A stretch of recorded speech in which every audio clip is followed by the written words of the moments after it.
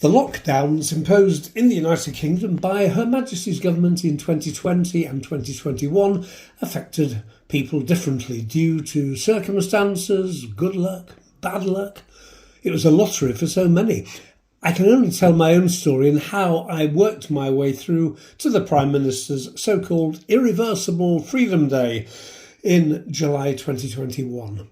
In the UK, the first COVID-19 lockdown commenced in March 2020 when it was announced that people would only be allowed, lest we forget, to leave their homes for limited reasons, including food shopping, exercise once per day, medical need and travelling for work when absolutely necessary.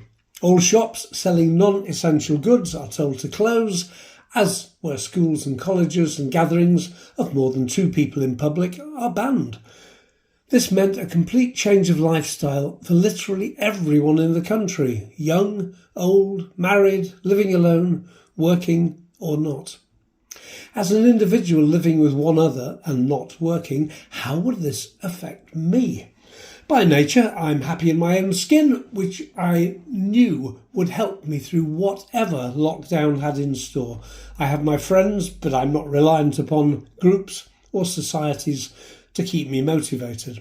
I'm lucky having the room to spread out in a large old house, and I have access to areas of natural beauty for my daily exercise, whether it's walking or cycling. I was always surprised to see how few others seemed to take up the opportunity, otherwise perhaps not easily open to them, to take daily exercise. I rarely met many others out and about, even when we had all that sunny weather in spring and early summer 2020. It even made me wonder if I was abiding by the spirit of lockdown rules, but I was. So what to do and how to fill the waking hours? It never ended up being an issue. Whilst not having to home educate or work from home, it became a simple matter of choice as to how best to spend my time and keeping myself engaged physically and mentally. It never seemed a hardship, and we never went without what was needed to sustain us and acquire goods, whether online or in the limited range of shops which were left open. First of all, decorating. I never had a great love affair with decorating, and certainly not with wallpapering, remembering that I once memorably wallpapered part of my mum's kitchen with the pattern upside down. I wasn't asked again.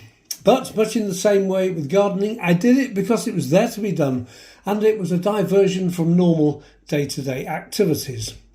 The non-living areas in our 3-storey house were in need of some TLC, so I started at the top and worked my way down from the top landing to the front door. A long journey, and I managed every high place without resorting to scaffolding, with judicious use of ladders and brush and roller extensions. It's naturally a dark house, so needed a good lightening up. Parchment was chosen as the single emulsion paint shade. It's a warm off-white and suits admirably, and worked well with the Oxford blue gloss for the dado rails and brilliant white for the skirtings and the doors. It took a few weeks, with some walls needing multiple coats, and the weather outside was good, so I made sure I breathed fresh air as well as paint fumes. I ordered from Wix online and collected from my nearest store without fuss. And then there were jigsaws. Prior to this, I can't remember when I last did one. I found a space which would take the size of picture with all of the pieces surrounding it. I found that 500 pieces was optimum for me. I tried larger ones, 1,000 plus, but it was too much for my brain to take in happily. Some I bought from online catalogues, and some I had made from favourite photographs, and I rattled off 24 such puzzles in short order. Some have since been donated to charity, but at least I took a photo of each one once completed. Painting. This is the artistic type of painting. Having rollered my way to decorating success, I felt something a little more delicate was required. But I'm not a natural artist, so thought I'd have a go at painting by numbers, rightly popular across the world. Some would say that it's cheating and not really painting. It's no more cheating than knitting from a pattern or doing anything from a set of instructions. And at least with painting by numbers, it's only a guide, and you can change the template to better effect, colours or drama, which I found I could do with confidence on numerous occasions.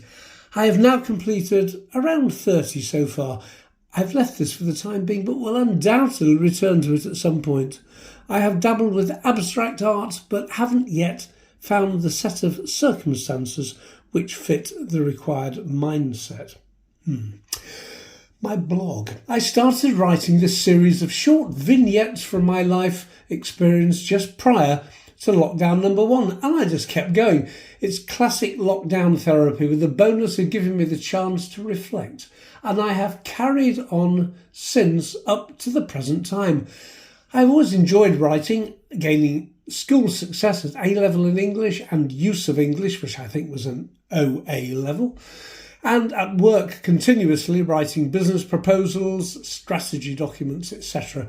There's a real delight in testing my mind to find exactly the right words, and in my case, keeping it generally light and interesting for my dear listeners and readers.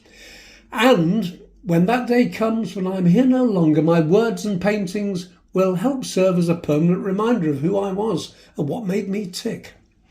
I've also been lucky to share lockdowns with Sue, who has helped immeasurably in giving me space and keeping us rolling along in the right direction over the months. It seems to have been quite easy in so many ways, and we don't tend to set high bars for ourselves. And we have tried to treat what life has thrown at us recently as a long, slightly hilly bike ride with a welcoming pub somewhere down the lane ahead.